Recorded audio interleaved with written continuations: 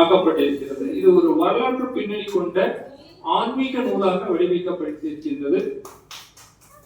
இந்த நூலிலே நான் ஒரு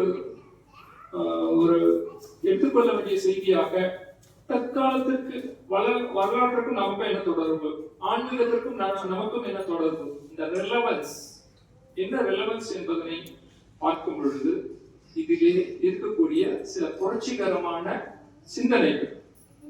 புரட்சிகரமான சிந்தனைகள் என்பது நவீன காலத்ததோ இப்பொழுது வந்ததோ கிடையாது.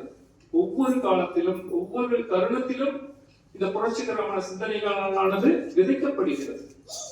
அது காலந்தோறும் பெருகி ஒரு மிகப்பெரிய ஒரு சமுதாயமாக உருவாகின்றது.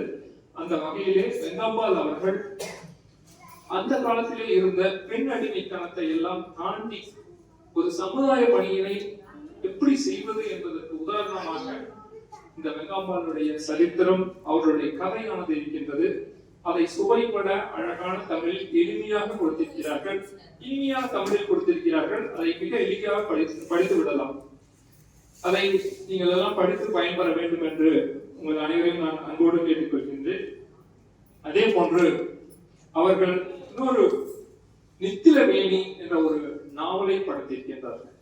இந்த நித்திலவேணி நாவல் என்பதும் ஒரு வித்தியாசமான சிந்தனையை, ஒரு நூலை நாம் வாசிக்கும் பொழுது அந்த நூலின் மூலமாக நமக்கு என்ன ஒரு விளைவு ஏற்படுத்துகிறது என்பது மிக முக்கியமாக கருதப்படுகிறது. எப்பொழுதுமே ஒரு வன்முறைக்கு வன்முறை, அடிக்கு அடி என்ற ஒரு கொள்கையின் அடிப்படையிலே வளர்ந்தவர்கள் நாம். அதை மாற்றி அவர்கள் ஒரு தீமை செய்யக்கூடிய வன்முறை எண்ணம் கொண்ட ஒருவனை எந்த விதத்தில் அவனை அன்பால், அறிவால், அரவணைப்பால் அவனை திருத்த முடியும் என்ற ஒரு கருத்தின் அடிப்படையில் இந்த நித்திலவேணி நாவலை அவர்கள் ஆக்கியிருக்கிறார்கள். அவர்களுக்கு எனது மனமார்ந்த பாராட்டுதல்களை தெரிவித்துக் கொள்கிறேன்.